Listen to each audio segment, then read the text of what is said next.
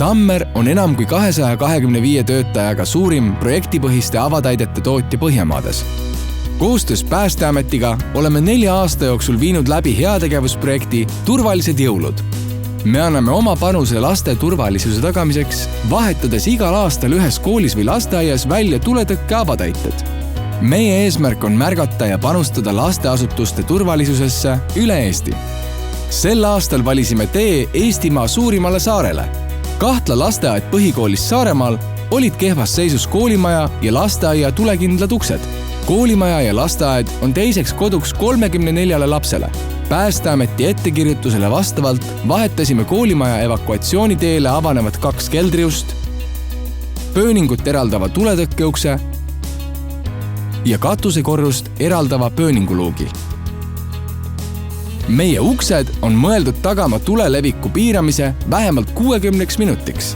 Evakuatsioonilukud võimaldavad kiire ja turvalise hoonest väljumise.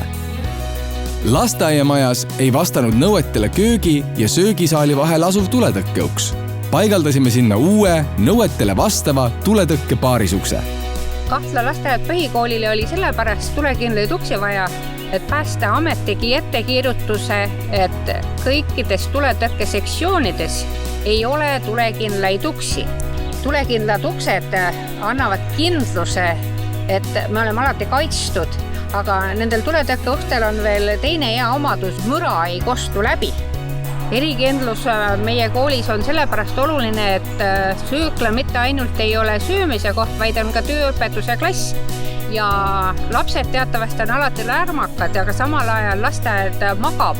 Kui me seda kuulsime, et meil on selline võimalus antud, siis me olime väga-väga õnnelikud ja ma arvan, et see on väga hea ettevõtmine, sest väikestel koolidel napib alati raha ja tulekindlad uksed on väga kallid.